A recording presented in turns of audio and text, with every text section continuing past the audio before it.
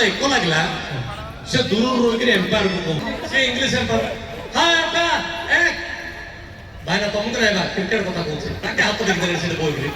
Empire କୁ କହୁଛି ହାର୍ଦ୍ଦିକ ପାଣ୍ଡ୍ୟା ହଁ ଏମ୍ପାୟାର ଏମ୍ପାୟାର ବୁଝିପାରୁନି କହିଲା ଆଉଟ କହୁଛି ନୋ ନଟ୍ ଆଉଟ କହିଲା ଆରେ ଆଉଟ ନାହିଁ ଏକ ମାନେ ପରିସ୍ରା ପରିସ୍ରା ଏମ୍ପାୟାର ବୁଝିପାରୁନି ଟିକେ କ୍ଲିୟର କରି କହିଲା ଆକା ଲିସନ୍ ଟୁ ମି my the underground toilet is pulling the output is going out echo oh my god toilet okay go just Hardik Pandya बुली के बाउंड्री डे की जाउची हां करंट टा पड़ेला बेला खराब बेला काय खराब खेल के देखुची हमर भजनगर वाला आमे सब बसी देखुछु विश्वास करू 1.5 घंटा से ट्रांसफार्मर प्रॉब्लम थला करंट तापर आसला हार्दिक पांड्या बाउंड्री सिम टेकी एग्री अछि करंट आसला सेड तरतर गिरी मुत पकेला भीतर को जाय पारनी 17 में कोंदो ଆମେ ଭଲ ଥିଲେ ଭଲ ନା ତମର ଭଲ ଥିଲେ ଭଲ ତୋର ବିଶ୍ୱାସ करे ନା ଆଜ୍ଞା ମୁଁ ଆମର ଇଏ ଭୁବନେଶ୍ୱର ଦେଇକି ଆସୁଛୁ ଆମର କେଟିକି ପୁରସ୍ତମପୁର ବୀଣା ପାଣି ବସର ମୁଁ ଜାଗା ନାଁଟା କହିପାରୁନି ସେ ଆସିଲା ବେଳକୁ ହଠାତ୍ ଗୋଟେ ରାସ୍ତାର ଗାଡ଼ିଟା ଠିଆ ହେଇକି ରାତି 2ଟା 2:30 ବେଳେ ଖାଲି ହର୍ନ ପଁ ପଁ ପଁ ପଁ କରୁଛି ମୁଁ ହଠାତ୍ ନିଦ ଲାଗି ଏଥର ଉଠିକି ଦେଖିଲା ବେଳକୁ କିସ ନା ଲୋକ ସବୁ ରାସ୍ତାର ଶୋଇଛନ୍ତି ତମେ ଲୋକ ତ ଘର ଶୋଇବା କଥା ରାସ୍ତାର କାହିଁକି ଶୋଇଲ ନା କି କରେଣ୍ଟ ପଳେଇଛି ବୋଲି ଗରମ ଦାଉରୁ ରକ୍ଷା ପାଇବେ ଲୋକ ରାସ୍ତାରେ ଶୋଇଛନ୍ତି ଲୋକ ଶୋଇଛନ୍ତି ଉଠିକି ବସଟା ହରଣ ମାରୁଛି ପଳା ନା ଯାଉନାହାନ୍ତି ପଚାର କାହିଁକି ଯାଉନାହାନ୍ତି କଣ ପାଇଁ ସେ ଯେ ଶୋଇଛନ୍ତି ତାଙ୍କର ଲୁଙ୍ଗି ଗୋଟେ ଜାଗାରେ ସେମାନେ ଗୋଟେ ଜାଗାରେ ସେ ଉଠିବେ ଲୁଙ୍ଗି ଗୁଟେଇବେ ପିନ୍ଧିବେ ଗଲା ବେଳକୁ 15-20 ମିନିଟ୍ ଲାଗେ ଆମର ସେଟା ନାହିଁ ଆଉ ଆମର ଏଟା ବେଡରୁମ ଭିତରେ ଶୋଇଛୁ ଏସି ଅନ୍ ହେଇଥିବ ହଙ୍ଗି ରେ ଭାଇ अरे होना नहीं कोयले से कोई ऐसी हो नहीं जो हो नहीं हां एटा हो माइला सम्मान रात के आंटो निद्रा दिन सारा काम करे रात 11 टा सोइलो तो आंटो निद्रा हबो माकर म सम्मान 2 घंटा सोइथु दाबदिरा करंट पळयो तापर बे हम टेंशन नहीं अध घंटा जाय से एसी रो काकर रूम भीतर जो आराम से काकर सो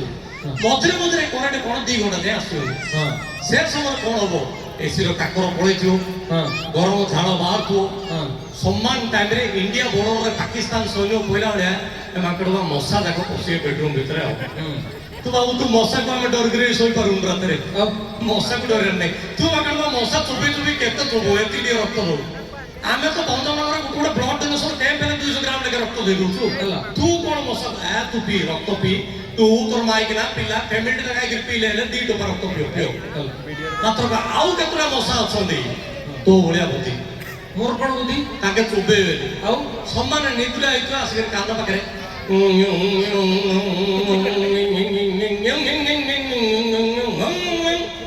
एडा नाम सकाळ करू तब चुप हम देखो ए माकड़मा कांद्र जदि बोपेले जो लुंगी पिंतु से लुंगी जिक काट दबो फास फास उड़े उड़े उड़े उड़े घर सारा मसा काढो तापर सो सकाळ माइक नास उठेला लुंगीटा जो हाथ रे वाह हमर टिके तागा तोर सेमती ना तू विश्वास करू ना हरे करंट माने की प्रॉब्लम तते कहू सुन मोर जेजेमा रामदेव बाबा को भारी गो मोर रामदेव बाबा जदी बाहा बाबा कहथना मोर जेजेमा बाहाई जेथना मोर जेजेमा आगु मरि जेथना ना बाहाई जेथना रामदेव सकाळ उठला टीवी खोलिबो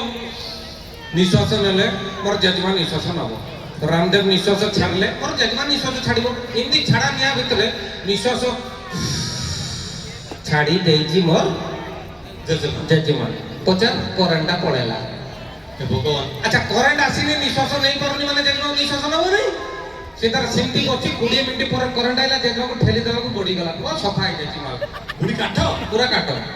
रामदेव रो भक्त बेसी अछि तुमर जेजेमा पसंद रे कोन गला रामदेव जहा करियो सकाळ जको म जेजेमा पता करियो गुड दिन हमर जियो देखिया पे आइ छथि जुई कर जेजेमा जियो देखा बाला बोई थांतो सेटे मु मात्र जोगो करी 20 मिनिट पर जिबी रामदेव जोगो करछन्ती जेजे जोगो करछ रामदेव प्राणायाम करछन्ती जेजे प्राणायाम करछ हठात रामदेव मुंडो तळको गोड़ उपरु करदेले शीर्षासन करदेले रामदेव कथा मारछन मोर जेजे खाली लुंगी पिनछि जुई घर बोई छथि मुंडो तळको गोड़ उपरु करदेला जेजे विश्वास करू से समय करंट पड़ेला ए जेजे तो खसले हम बहुत आगे लुंगी भीतर किछ पेंदिनो जेजे आ सुनिया नहीं से प्रस्ताव भांगेला जुई घर पड़ेले टेंशन बड़ समस्या रे टेंशन देखि करंट गला माने तू थोर मु रात रे सोईची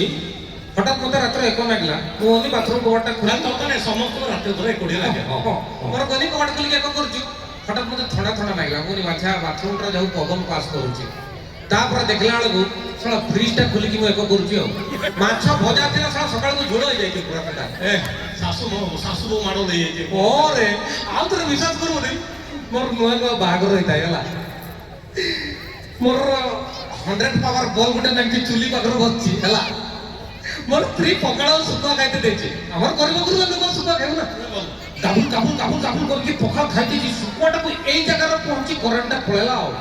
50 କିସ ହେଇଥିବ କଣ ହେଲା? ଶଳା ପାଟି ଖୋଜିକି କଣ ପାଇଲି ଆଉ ପାଟି ଏମିତି ଖୋଜିକି ନାକର ଶୁଖୁଆଟାକୁ ପୁରେଇ ଦେଇ ଭଗବାନ ସେ ଶୁକ୍ରବାର କେତେ ଭାଗ୍ୟ ତୋ ନାକରେ ପଇଲା। ହଁ ରେ ନା ନାଇଁ ଆକ୍ଚୁଆଲି ମାଇକିନା କଥା କହିଲା ମୋର ମନେ ପଡିଲା। ବିଶ୍ୱାସ କରିନି ମୁଁ ଗୋଟେ 2-3 ବର୍ଷ ତଳେ ବିବାହ ହେଲି ଜୀବନରେ ଫାର୍ଷ୍ଟ ଟାଇମ୍ ପାଇଁ ବିବାହ ହେଲି। ଓହୋ କି ଖୁସି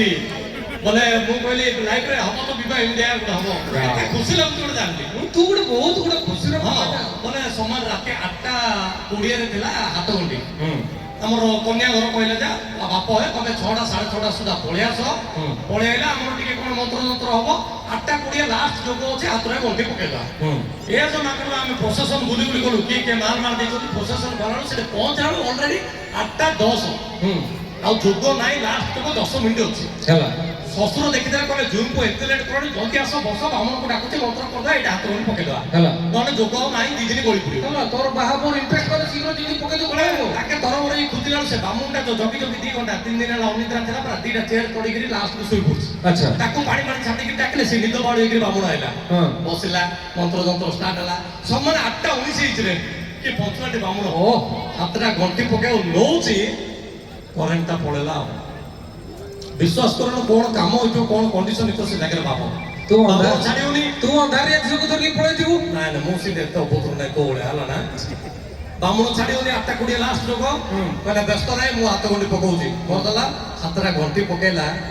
ଭାଇ ଆପଣଙ୍କୁ କହୁଛି ବିଶ୍ୱାସ କରିନି ସେ ହାତ କି କଅଣିଆ ହାତ ଜୀବନରେ ଫାର୍ଷ୍ଟ ଟାଇମ୍ ଧରିଲି ଅନ୍ଧାର କିଛି ଦୁଶୁନି ହାତ ଉପରେ ହାତ କଳସୀ ଉପରେ କଣ କଣ ଭାବିଲି ସାରା ଜୀବନ ମୋର କଣ କଣ କଣ କଟିବ ଗାବୁକିନା ସେଥର କରେଣ୍ଟ ଆସିଲା ଦେଖିଲା ବେଳୁ ବାମୁଣ ମାଇକିନା ଭାବିକି ଶାଢୀ ହାତକୁ ବାନ୍ଧି ଦେଇଛି। କି ପରିସ୍ଥିତି ଦେଖ ମୁଁ ଯେତେବେଳେ ଦେଖିଥିଲି ମାଇକିନା ନେଇ ଶାଢୀ ମୋର ଖୁସି ଆହୁରି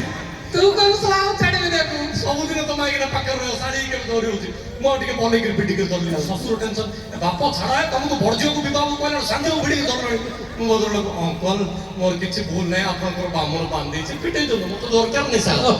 ପିଟେଇ ଦେବୁ କହିଲା ବାମୁଣ କହିଲା ସରି ମୋର ଭୁଲ ହେଇଗଲା ଜାଣି ପାରିଲିନି ଅନ୍ଧାରକୁ ଆଉ ଥରେ ଏବେ ଖାଇଲେ ହାତ ଗଣ୍ଠି ପକେଇ ଦଉଛି 8:21 ହେଇଗଲାଣି ହାତଟା ଗଣ୍ଠି ପକଉଛି